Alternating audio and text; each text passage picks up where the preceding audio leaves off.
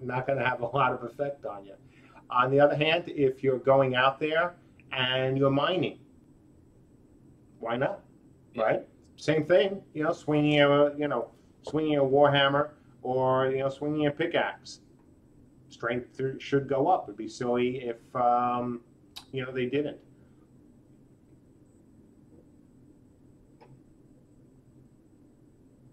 L'Oreal, how will health bars be like the hundreds or the 10,000s? Not going to talk about it, but we've got something else interesting that you guys will hear about.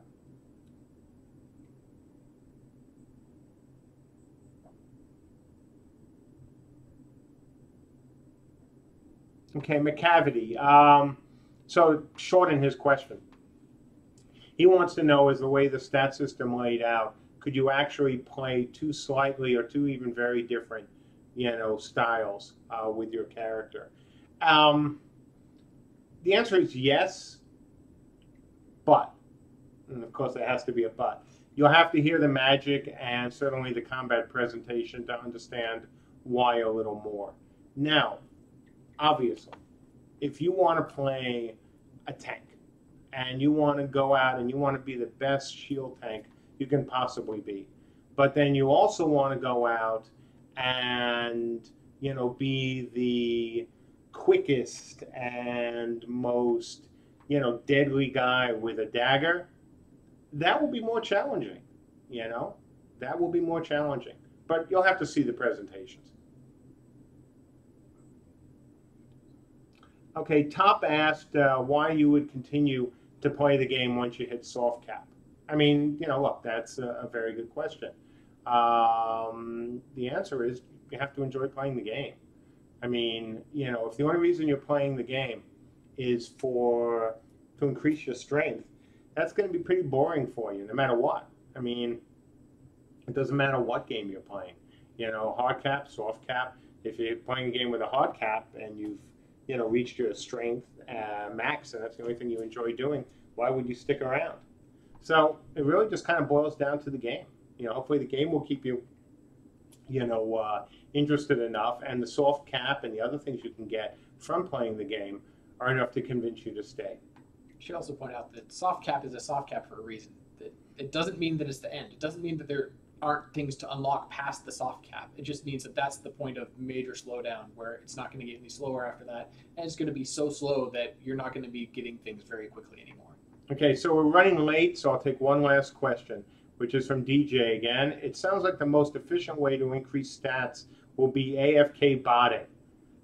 I have no idea why he would think that. So, look, let me be really clear, about that. AFK botting, in the sense of, like other games, where you can, sit in front of a practice dummy and just go like that a zillion times, that won't work. It doesn't matter how many times you, want to put your character there. What we've talked about so far is the idea that you can get a certain amount of skill-based usage, as you work your character up the progression lines. That means there'll be a certain percentage of doing it. You won't be able to do it forever. You won't be able to just sit there AFK. You won't be able to use a bot, to then just go off and find an NPC. Look, we've said from the beginning that you can't level off an NPC anyway. So, you never want to say that there is no way you can bot this game, because anytime anyone says never or ever in the development, side of things, you got to kind of wonder a bit. But the way we're designing this is not going to be a great game for AFK botters or gold farmers too. So that's it, guys. We ran late.